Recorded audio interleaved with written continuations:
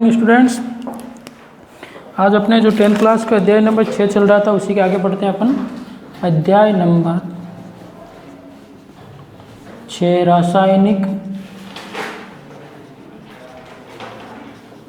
रासायनिक अभिक्रियाएं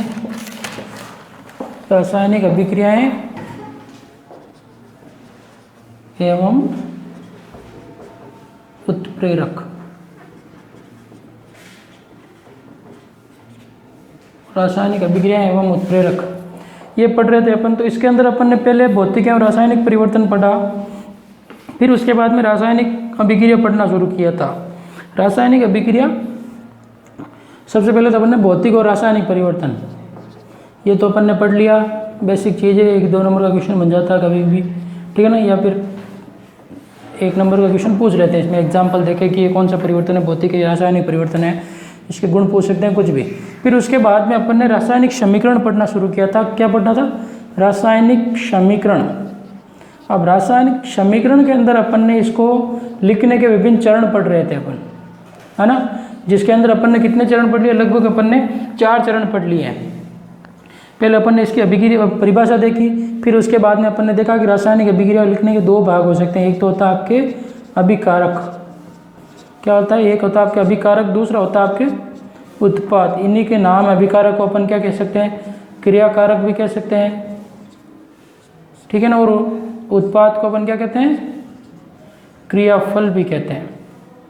ये अपन ने पिछली क्लास में बात की। और इंग्लिश में इसको कहते हैं आपके रिएक्टेंट,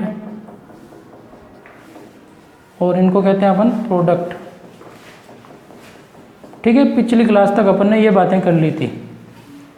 फिर उसके बाद में 2-3 चरण पढ़े। उसके अंदर ये पढ़ा कि अपन तीर के निशान के बाईं तरफ, जैसे अपन ने कल अभिक्रिया की बात की, C+O2 क्या बनता है? CO2।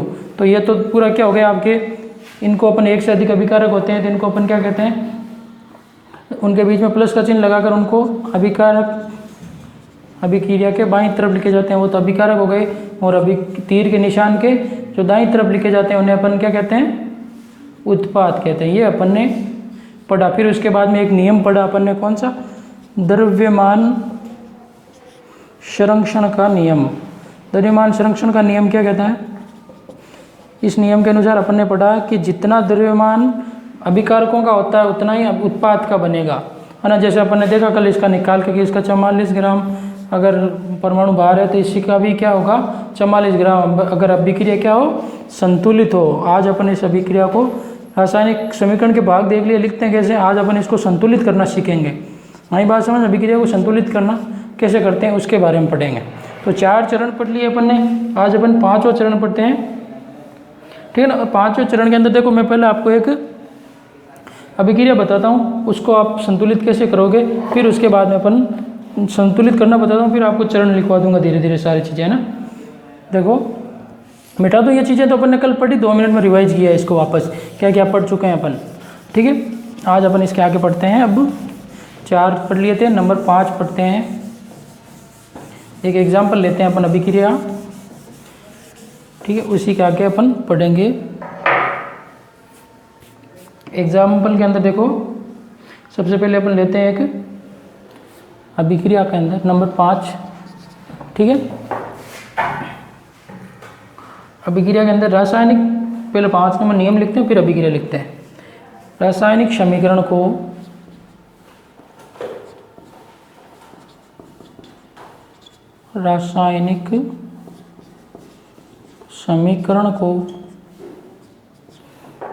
संतुलित करने की विधि कौन सी थी? हिट एंड ट्रायल विधि, है ना, कल पढ़ा था अपन, अनुमापन विधि। रासायनिक समीकरण को संतुलित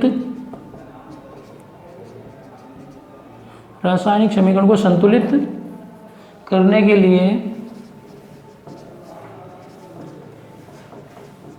रासायनिक समीकरण को संतुलित करने के लिए क्या करते हैं अपन? संतुलित करने के लिए सर्वप्रथम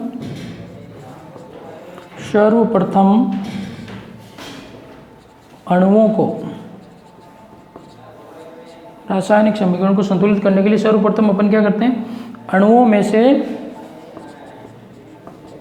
में से ऑक्सीजन तथा हाइड्रोजन को छोड़कर दूसरे परमाणु को संतुलित करते हैं। नई बात समझ, अणुओं में से क्या करते हैं? ऑक्सीजन, आप अपनी इच्छा से, लेकिन नियम यही कहता है कि ऑक्सीजन क्योंकि ऑक्सीजन की और हाइड्रोजन की संख्या ज़्यादातर सभी अभिक्रियाओं में ज़्यादा होती है, इसके कारण इनको बाद में करते हैं। ऑक्सीजन व हाइड्रोजन, ऑक्सीजन व हाइड्रोजन को छोड़कर, ऑक्सीजन व हाइड्रोजन को छोड़कर दूसरे परमाणुओं को संतुलित करते हैं। दूसरे परमाणुओं को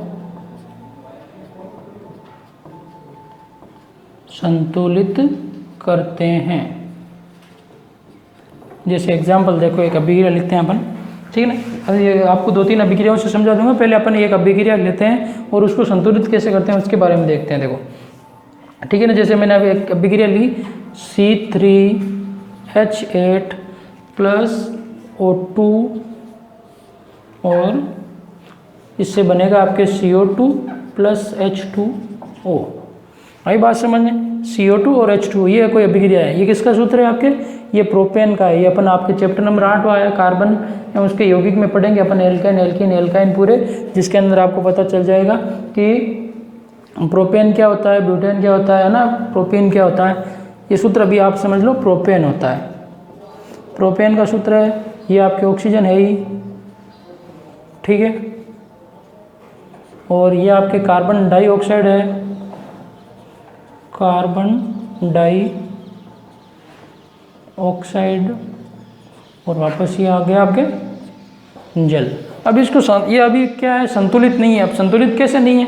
देखो, इस तरफ कार्बन के अणु कितने हैं, परमाणु 3 है, और उस तरफ कितना है, 1 ही है।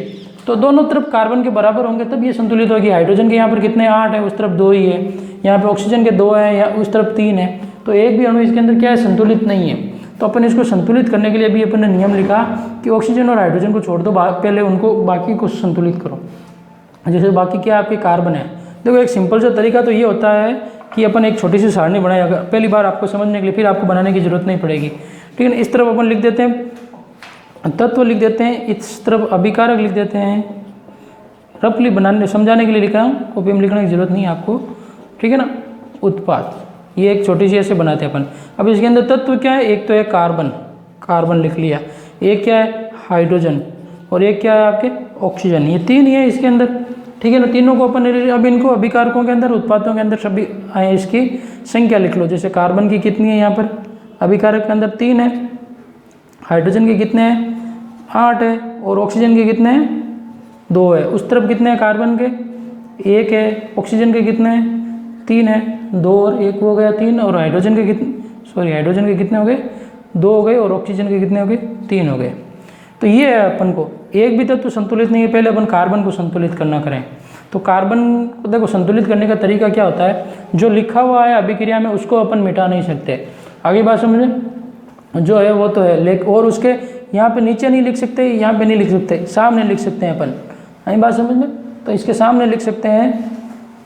तो सामने लिखने के लिए क्या करेंगे अपन, सबसे पहले जैसे अभिकारक के अणु यहाँ पर 3 है और उस तरफ कितना है, 1 है।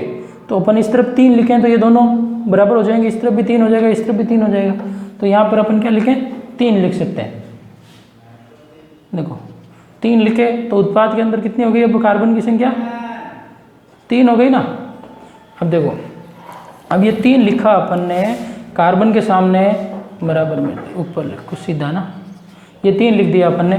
कार्बन की तो संख्या संतुलित हो गई, लेकिन ऑक्सीजन के कितने हो गए, यहाँ पर ये गुणा होगा ना, नीचे लिखा हुआ है तो इससे किससे गुणा होगा, 3 से। ये सामने लिखी हुई संख्या जैसे अपन गणित में देखते हैं, सामने लिखी हुई है तो वो कोष्ठक के अंदर सारी चीज़ों से गुणा होगी ना, तो उसी प्रकार इसके अंदर भी ये सामने लिखा हुआ है तो ये इससे गुणा होगा। तो कितने हो गए, 3 दूनी 6 और ये 1 7 हो गए। ऑक्सीजन के अणु कितने हो गए यहाँ पर, 7 हो गए। आई बात समझ में? तो अब अपन क्या करेंगे, अब अपन हाइड्रोजन को देख लो, हाइड्रोजन के कितने अणु हो रहे हैं, यहाँ पे 8 हो रहे हैं और इधर कितने हैं हाइड्रोजन के, 2 ही है ना। तो अपन क्या करेंगे, हाइड्रोजन को संतुलित करें। यहाँ पे 8 है, यहाँ पे 2 ही है, तो 8 करने के लिए क्या करेंगे अपन, हाइड्रोजन के सामने कितने लिखें अपन, 4 लिख सकते हैं ना। और 4 लिखेंगे यहाँ पे तो ये 2 है, 2 से गुना हो जाएगा तो कितना हो जाएगा, 8 हो जाएगा। तो हाइड्रोजन के सामने अपन ने कितने लिख दिए, 4। तो अब हाइड्रोजन के 4 लिखे तो हाइड्रोजन के कितने हो गए, 8 हो गए बराबर। इस तरफ हाइड्रोजन के तो हो गए 8, लेकिन अब ऑक्सीजन की संख्या इस तरफ बढ़ गई है। देखो 4 तो ये हो गए और 6 कितने हो गए, 4 और 6 कितने हो गए, 10 हो गए ऑक्सीजन के अणु। और यहाँ पे कितने हैं अपने पास में, 2 ही है अभी तक। नहीं बस इस तरफ तो ऑक्सीजन के कितने हो गए, ये 4 अणु और ये आपके 6 और 4 कितने हो गए, 10। यहाँ पे अपने पास में 2 ही है, तो अपन क्या करेंगे 10 करने के लिए इसके सामने कितना लिखना पड़ेगा अपन को, 5 लिखना पड़ेगा। अभी बस हम 5 लिखेंगे तो 5 दूनी 10 हो जाएंगे। तो इस प्रकार से ऑक्सीजन की संख्या इस तरफ कितनी हो गई, 10 थी, अब इसकी भी कितनी हो जाएगी, 10। तो इस प्रकार से अब देखो सारी चीज़ें संतुलित है आपके। कार्बन की संख्या इस तरफ भी 3 है, इस तरफ भी 3 है। ऑक्सीजन हाइड्रोजन की इस तरफ भी 8 है, इस तरफ भी 8 है। ऑक्सीजन की इस तरफ भी 10 है, इस तरफ भी 10 है। आगे बात समझे। तो ये अभिक्रिया अभी क्या है, संतुलित है। इसको अपन संतुलित कहेंगे कि दोनों तरफ अभिकारक और उत्पाद में सभी परमाणु अणुओं की संख्या क्या होनी चाहिए, आपके संतुलित होनी चाहिए, बराबर होनी चाहिए एकदम। तब वो अभिक्रिया क्या होगी, आपके संतुलित होगी। अपन गिन सकते हैं कार्बन के 3, हाइड्रोजन के 8, यहाँ पे ये 8 हो गए। ऑक्सीजन के यहाँ पे 10 हैं, तो ये इस तरफ भी दोनों तरफ 10 हो गए। तो ये अभिक्रिया क्या होती है, ये अब तो आपके ये क्या है, रफ काम है। अभी बात समझ, ये तो अपन ने अपने समझने के लिए किया है। आपको तो लाइन ये एक ही लिखनी है, इसके अंदर एक अभिक्रिया नहीं लिख के वापस फिर ये संतुलित करके लिख लो इसको। आई बात समझ में, तो आपको समझ में आ जाएगा। पहले ये थी और बाद में ये हो गई। कैसे की अपन ने, इस प्रकार से की। इसी प्रकार देखो एक अभिक्रिया और संतुलित करके देखते हैं अपन।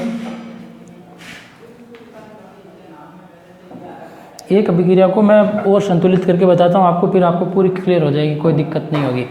जैसे ये तो हो गई, आपने लिख ली। अब देखो एक और देखो, अपन मिटा दूँ इसको, तो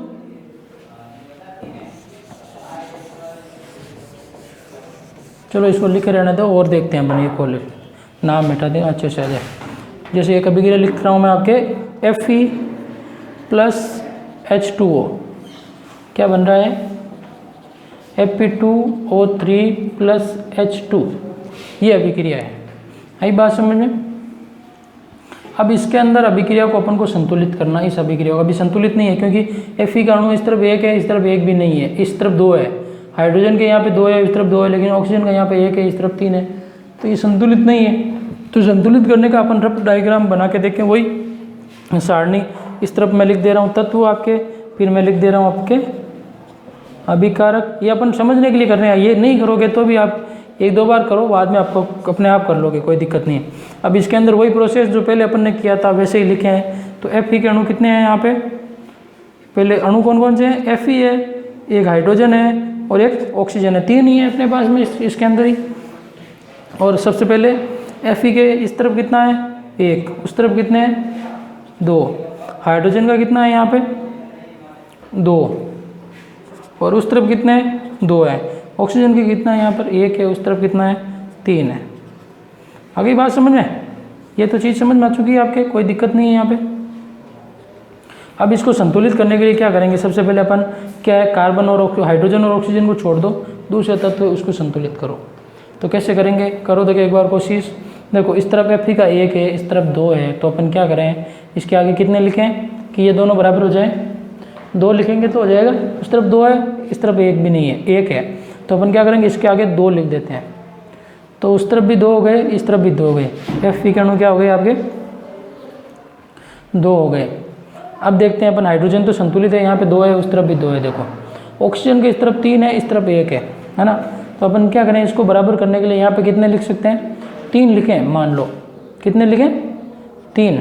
तो मान लो यहाँ पे 3 लिखे, तो अब इस तरफ Fe ऑक्सीजन के अणु कितने हो गए, 3 हो गए ना। नीचे कुछ नहीं लिखा हुआ है तो गुणा होगा नहीं, 3 हो गए। लेकिन हाइड्रोजन की संख्या बढ़ गई, कितने हो गई हाइड्रोजन की संख्या इसके अंदर, 6 हो गई, 3 दूनी 6 हो गए। अभिकारक में हाइड्रोजन की संख्या कितनी हो गई आपके, 6 हो गई। उस तरफ कितने हैं, 2 ही हैं। तो अपन इसको संतुलित करने के लिए क्या करेंगे, उस तरफ भी 6 करने पड़ेंगे अपन को। तो इसके आगे अपन कितने लिख देंगे, यहाँ पे भी 3। तो ये 3 दूनी कितने हो जाएंगे आपके, 6। आई बात समझ। इस प्रकार से ये अभिक्रिया क्या होगी, संतुलित है। कोई यहाँ पे 2 हो गए, दोनों तरफ 6 हो गए, 3 हो गए। तो इस प्रकार से अपन अभिक्रिया को क्या करते हैं, संतुलित करते हैं। ये तो आपके रब का काम था। एक अभिक्रिया ये भी लिख लो, पहले इसको बिना संतुलित किए हुए लिखो, फिर वापस संतुलित करके लिखो नीचे। तो इस प्रकार से अभिक्रिया को संतुलित करना है आपको। आई बात समझ में। कैसे करते हैं, ऐसे करना आपको संतुलित। एक आपको मैं क्लास खत्म होगी तब आपको रफ के लिए दूंगा, जो आप घर से करके लेके आना ना, ठीक है ना। तो ये ऊपर तरीका क्या है, सिंपल सा है कि आपको दोनों तरफ अणु बराबर होने चाहिए अपने, तो वो अभिक्रिया संतुलित कहलाती है, ठीक है ना। ये तो संतुलित करने का तरीका हो गया। अब अपन इसके एक और नियम है जिसके अंदर अपन को और कुछ बातें भी लिखनी होती है, ठीक है ना। तो अब का अगला नियम लिखो नंबर 6। संतुलित होने के पश्चात क्या करना है अपन को, समीकरण को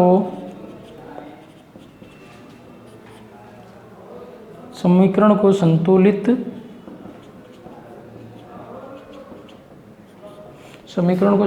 करने के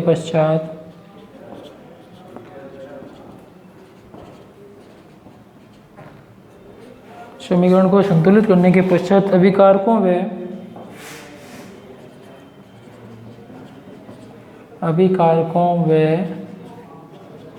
उत्पादों, किनको, अभिकारकों व उत्पादों की भौतिक अवस्था,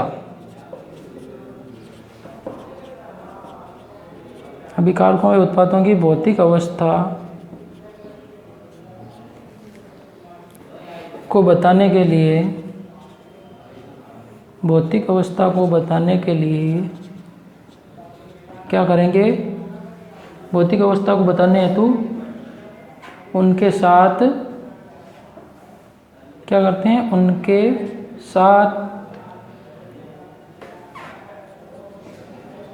उनके साथ ही कोष्टक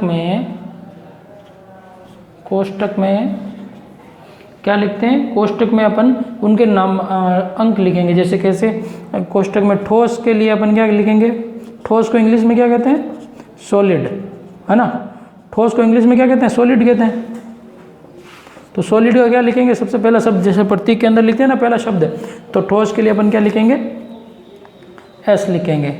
आई बात समझ में, छोटा सा है कोष्टक में।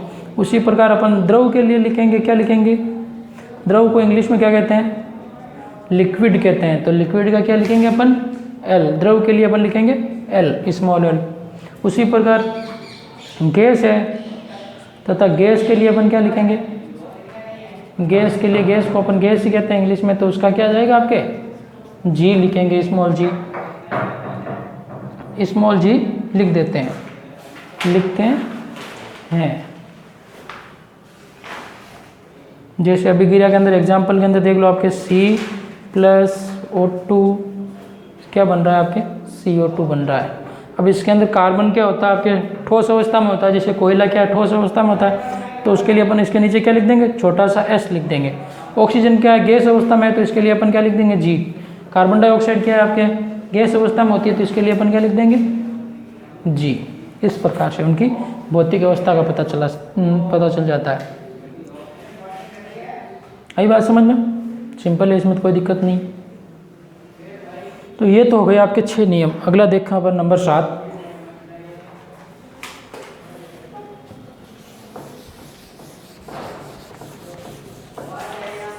संतुलित करना तो आ गया, बहुत सिंपल ट्रिक है, कोई दिक्कत नहीं है, ज़्यादा समस्या नहीं है इसमें।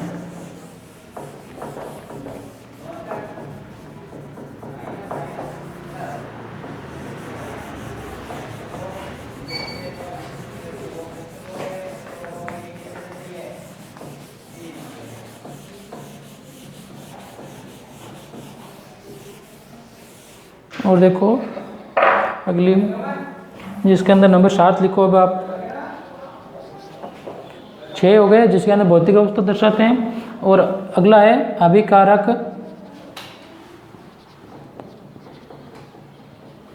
व उत्पाद। क्या हो, अभिकारक व उत्पाद जब जलीय विलयन में हो।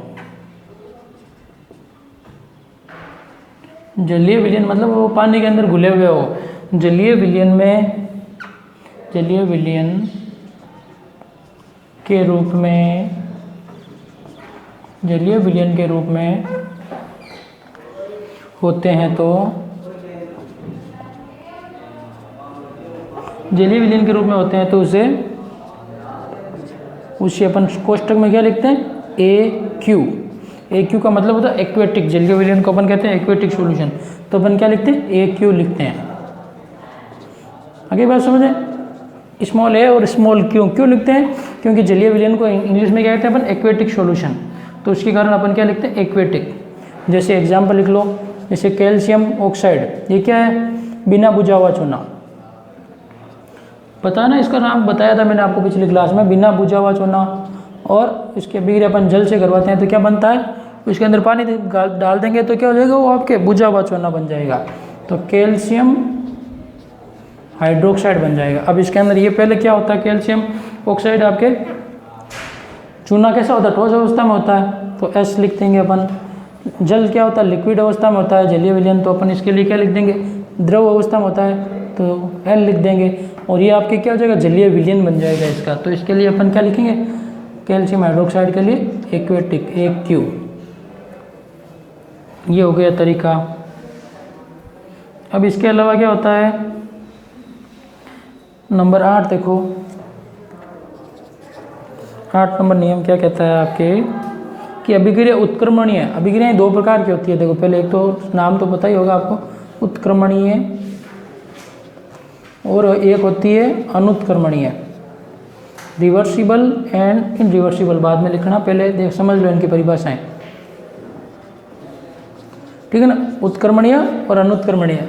उत्क्रमणीय अभिक्रिया तो वह होती है जो दोनों तरफ चलती है, मतलब अभिकारक से उत्पाद बन जाता है और वापस उत्पाद से अभिकारक बन जाता है। मतलब जैसे जल से बर्फ बनता है, बर्फ से वापस जल बनता है, तो वो अभिक्रिया क्या है? उत्क्रमणीय अभिक्रिया है। उसी प्रकार अनुत्क्रमणीय अभिक्रिया वह होती है जिसके अंदर क्या होता है? आपके अभिक्रिया सिर्फ एक ही दिशा में चलती है, मतलब अभिकारक से उत्पाद बन गया, वापस उत्पाद से अभिकारक नहीं बनेगा। उसके लिए अपन उत्क्रमणीय अभिक्रिया के लिए तीर का निशान ये लगाते हैं, ये जैसे लगा हुआ ये उत्क्रमणीय अभिक्रिया है, कई बार। और अनुत्क्रमणीय अभिक्रिया के लिए तीर का निशान अपन ऐसे लगाते हैं, एक इस तरफ और एक इस तरफ। मतलब क्या है कि अभिकारक से उत्पाद बन जाता है और उत्पाद से वापस क्या बन रहा है? अभिकारक बन रहा है।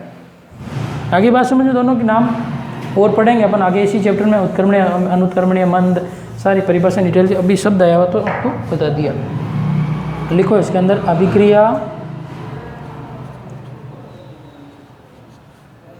उत्क्रमणीय। अभिक्रिया उत्क्रमणीय होने, अभिक्रिया क्या हो? उत्क्रमणीय होने, अर्थात तो दोनों दिशाओं में, है ना? अभिकारक और उत्पाद दोनों दिशाओं में होने पर, दोनों दिशाओं में होने पर तीर का निशान, दोनों दिशाओं में होने पर तीर का निशान क्या लगाते हैं अपन? इस प्रकार से लगाते हैं, इसे कोष्टक में बना लो। ये तीर का निशान इस प्रकार प्रयुक्त किया जाता है, इस प्रकार प्रयुक्त करते हैं। आगे बात समझो। और उत्क्रमणीय के लिए तो अपन लिख ही रहे हैं, आगे सारी चीज़ें उत्क्रमणीय अभिक्रिया पढ़ी, ठीक है? अभी लिख देंगे, तीर का निशान बना के बता दूंगा मैं आपको, ठीक है? अब अगला है नंबर 9 देखो आप, जिसके अंदर है अभिक्रिया संपन्न होने पर, अभिक्रिया संपन्न होने पर, होने के लिए, अभिक्रिया संपन्न होने के लिए आवश्यक रूप से, होने के लिए आवश्यक ताप, क्या हो? आवश्यक टेम्परेचर, ताप, दाब, प्रेशर, आवश्यक ताप दाब को तीर के निशान के ऊपर लिखते हैं अपन, है ना? तीर के निशान के, तीर के निशान के ऊपर लिखते हैं। आई बात समझ? तीर के निशान के ऊपर कैसे लिखें? देखो जैसे अपन कर रहे हैं अभिक्रिया N2 की अभिक्रिया किससे कर रहे हैं? हाइड्रोजन से, तो क्या बनेगा आपके? NH3 बनेगा। आई बात समझ में? इसको संतुलित करने के लिए क्या है? नाइट्रोजन के इस तरफ 2 हैं, उस तरफ कितने? 3 है। आई बात समझ में? 2 है इस तरफ, नाइट्रोजन का इस तरफ 1, हाइड्रोजन के 2 हैं, इस तरफ 3 है। तो अपन क्या करेंगे? यहाँ पर क्या है? उस तरफ 3 है, तो यहाँ पर क्या लिखें? मान लो 2 लिखते हैं नाइट्रोजन के, तो हो जाएंगे आपके 2, देखो ये अभिक्रिया संतुलित नहीं है अभी, वही बात सुन। संतुलित करने के लिए क्या करेंगे, नाइट्रोजन के यहाँ पे 2 है, उस तरफ 1 है, हाइड्रोजन के यहाँ पर 2 है, उस तरफ 3 है, तो कैसे करेंगे, नाइट्रोजन के 2 हैं तो यहाँ पर भी क्या लिखें अपन 2 लिख देते हैं, तो नाइट्रोजन के 2 हो गए, इस तरफ भी 2 हो गए, लेकिन हाइड्रोजन के कितने हो गए, 3 दूनी 6 हो गए, तो अपन क्या करेंगे यहाँ पे भी 3 लिख देंगे, तो ये अभिक्रिया 3 दूनी 6 हो गए और नाइट्रोजन भी संतुलित हो गए। अब इसके ऊपर क्या है, ताप और दाब कैसे लिखते हैं, इसके ऊपर अपन ताप और दाब लिखते हैं, जैसे तीर के निशान पर आवश्यक ताप एवं दाब। तो इसके लिए इस अभिक्रिया को संपन्न करने के लिए 773 केल्विन अपन को क्या देना पड़ता है, के है यहाँ पे ना, केल्विन ताप देना पड़ता है, और इसके अलावा अपन को क्या देना पड़ता है, इसको दाब देना पड़ता है 200 एटीएम, 200 एटीएम एटॉमिक प्रेशर, मतलब एटमॉस्फेयर वायुमंडलीय दाब, एटीएम का मैं पूरा है एटमॉस्फेरिक प्रेशर, जिसके अंदर वायुमंडलीय दाब, ठीक है। तो ये अपन लिखते हैं तीर के ऊपर, मतलब इस अभिक्रिया में इतना ताप चाहिए और इतना दाब चाहिए। आगे बात समझें, ये तो आपके हो गए कितने 9 आपके लिख दिए अपन ने इसके,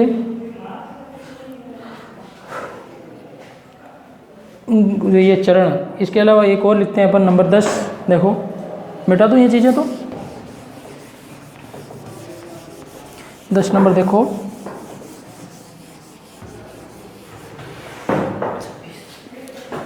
और देखो 2 टॉपिक और देख लेते हैं इसके जो आपके इम्पोर्टेंट है उसके अंदर, तो फिर आपके चरण कंप्लीट हो जाएंगे।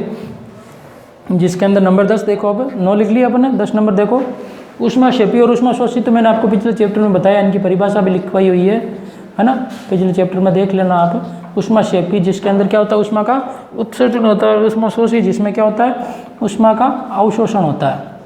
ऊष्माक्षेपी एवं ऊष्माशोषी,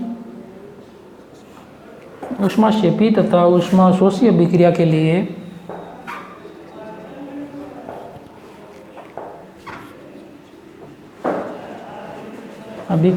लिए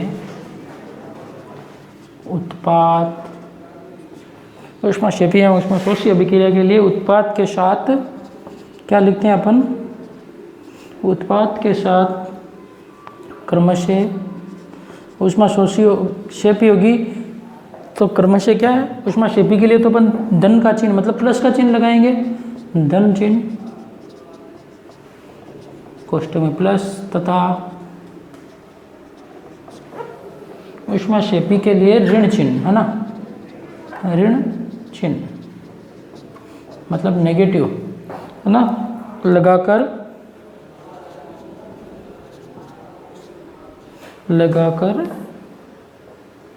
ऊष्मा की मात्रा को लिखा जाता है, ऊष्मा की मात्रा को लिखा जाता है। आगे बात समझने। इसके अलावा ऊष्मा के चिन्ह के लिए अपन क्या लिखते हैं, उसके ऊपर त्रिभुज बनाते हैं, तथा ऊष्मा के चिन्ह को ऐसे चिन्ह से भी दर्शाते हैं, ऊष्मा के चिन्ह से भी दर्शाते हैं। देखो अभिक्रिया लिखो, इसके एग्जाम्पल देखते हैं अपन। जैसे एक अभिक्रिया हो रही है आपके नाइट्रोजन की अभिक्रिया अपन करवाएं, नाइट्रोजन की अभिक्रिया करवाएं अपन, वही अभिक्रिया हाइड्रोजन से, और उसके अंदर ताप दाब तो लिखते हैं अपन, अभिक्रिया हो रही है आपके ये NH3, तो ये 2 हो गया यहाँ पे H2, ठीक है। ये अभिक्रिया संतुलित है, बता दिया मैंने कैसे करना है। अब इसके साथ में ये अभिक्रिया अगर क्या हो, इसके अंदर क्या है, अभिक्रिया ऊष्माक्षेपी हो गई, तो उसके लिए अपन क्या करेंगे, इसके आगे ये अभिक्रिया मान लो ऊष्माक्षेपी है, इसके अंदर ऊष्मा उत्सर्जन होता है, तो उसके आगे अपन प्लस लिखकर 10.5 किलो कैलोरी प्रति मोल एनर्जी क्या होती है, रिलीज हो रही है। प्लस का मतलब क्या है, ये अभिक्रिया ऊष्माक्षेपी है। और एक अभिक्रिया देखो जैसे ऊष्माशोषी हो, तो उसके अंदर अपन क्या करेंगे, नाइट्रोजन की अभिक्रिया अगर अपन ऑक्सीजन से करवाएं तो क्या बनता है, इसके अंदर NO2 बनेगा, नाइट्रोजन डाइऑक्साइड, जिसके अंदर क्या होगा आपके अभिक्रिया को संतुलित करने के लिए इसके अंदर 2 लिखेंगे, इसके आगे अपन नाइट्रोजन का अणु 2 है तो ऑक्सीजन के आगे 2 लिखेंगे तो ये अभिक्रिया आपके संतुलित हो जाएगी। अब ये अभिक्रिया क्या है, ऊष्मा शोषी है, इसके अंदर ऊष्मा चाहिए होती है, तो इसके लिए अपन क्या करेंगे, इसके आगे ऋण का चिन्ह लगाकर -21.6 किलो कैलोरी प्रति मोल। तो माइनस का मतलब क्या हो गया कि ये ऊष्मा अवशोषण कर रही है, ऊष्मा शोषी अभिक्रिया है, और प्लस का मतलब क्या हो गया, ये ऊष्मा उत्सर्जन कर रही है, मतलब ऊष्मा क्षेपी अभिक्रिया है। नंबर 10 एक और रहा है अभी, उसके अंदर अपन देख लेते हैं आपके नंबर 11 लास्ट चरण है इसका, जिसके अंदर अभिक्रिया में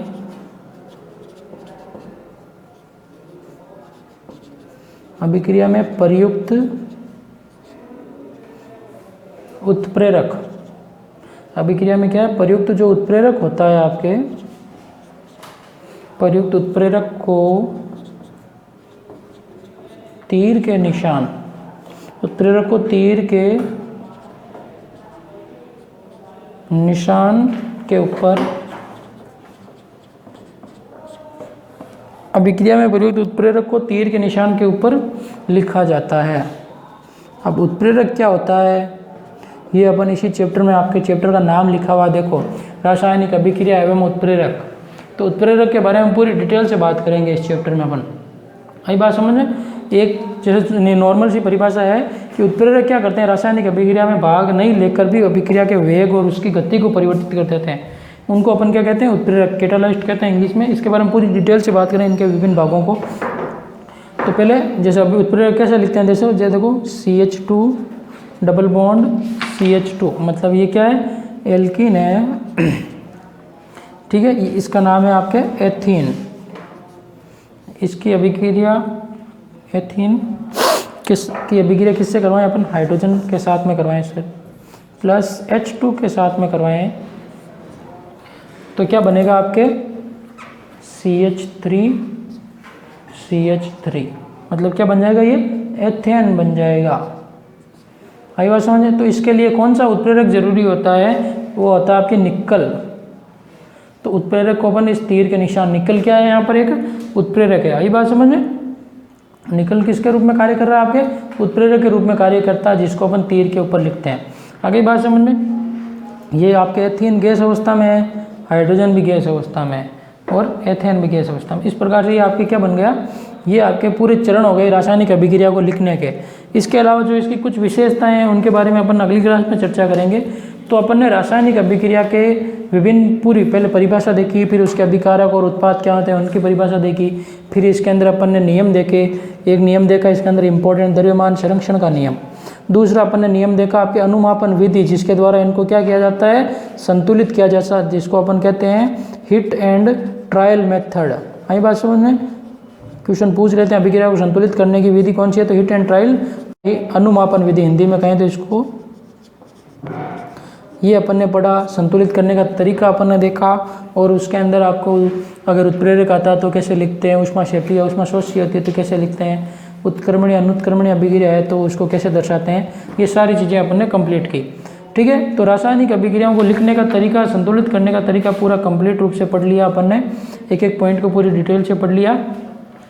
इसके बाद में रासायनिक समीकरण की कुछ विशेषताएं बाकी है, वो अपन अगली क्लास में करेंगे। ओके, गुड लक, धन्यवाद।